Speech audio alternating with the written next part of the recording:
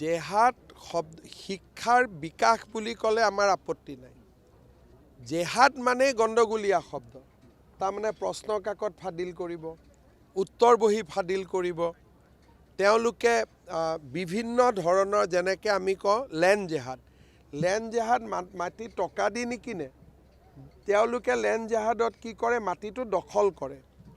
তাৰপিছত আমি কওঁ ফাৰ্টিলাইজাৰ জেহাদত তেওঁলোকে কি কৰে যে অত্যাধিক মানৱ শৰীৰৰ বাবে যি ক্ষতিগ্ৰস্ত তেনেকুৱা সাৰ ব্যৱহাৰ কৰে। যেতিয়া আমি লাভ জেহাদ বুলি কওঁ, ছোৱালীজনী ঘৰৰ পৰা দেউতাক মাকৰ সন্মতিত বিয়া কৰাই লৈ নাযায়, ফুচুলাই পেলাই লৈ যায়। গতিকে জেহাদ শব্দটোৱে ২ নম্বৰী যিটো চলি আছে আজি অসমৰ পৰিপ্ৰেক্ষিতত ২ নম্বৰীটোক বুজায়।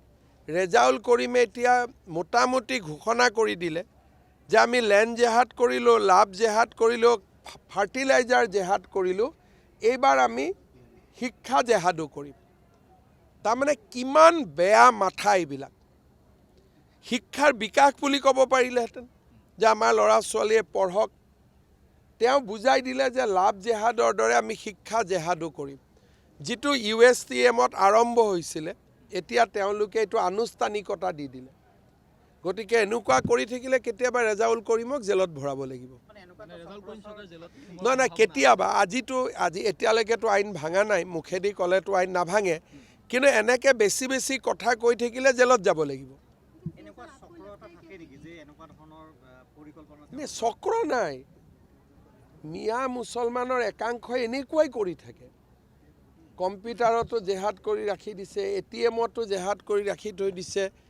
একাংশ ব্যক্তি যেনেকৈ মৰিগাঁৱত এতিয়াতো গোটেই মানে ইণ্টাৰনেট জেহাদৰ এটা ডাঙৰ কেন্দ্ৰ কৰি পেলাইছে।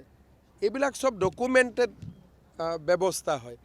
একাংশ লোক এনেকুৱা আছেই, আৰু তেওঁলোকে অসমখনটো খাই পেলাব। আজি BJP আছে বুলি ক'ৰবাত বাচি আছে, নহ'লে এইটো ৰেজাউল কৰিমৰ দৰে মানুহটোতো আমাৰ বৰঘৰতে সোমাব। কি কৰিছে কি কৰা নাই বাকী আপোনালোকে টিভিত কওক, মোৰ মুখেদি উলিয়াই আকৌ ষ্টুডিঅ'ত বহি তেওঁক ছাপৰ্ট কৰি টক শ্ব' কৰিব, সেইটোতো কৰি লাভ নাই। মোক কোনো TRPৰ সামগ্ৰী নবনাব। যিখিনি কথা আপুনি কৈ আছে সেইখিনি কথা আপুনি ষ্টুডিঅ'ত কৈ দিয়ক, হয় নহয়? মোক কিয় জেক মাৰি থাকিব লাগে? এইটোতো কোনো কথা নহয়, হয় নহয়? গতিকে যিখিনি কথা আপুনি মোক কৈছে, অসমীয়া হিচাপে মই আজি আপোনাক দায়িত্ব দিম, আপুনি এইখিনি টিভি ষ্টুডিঅ'ত কওক। নাই, এজেণ্টৰ কথা নহয়। আপোনালোক যদি অসমীয়া হয় আপোনালোকে টিভিত নিজে প্ৰগ্ৰেম কৰক না। CMৰ ৰিয়েকশ্যন কিয় লাগে?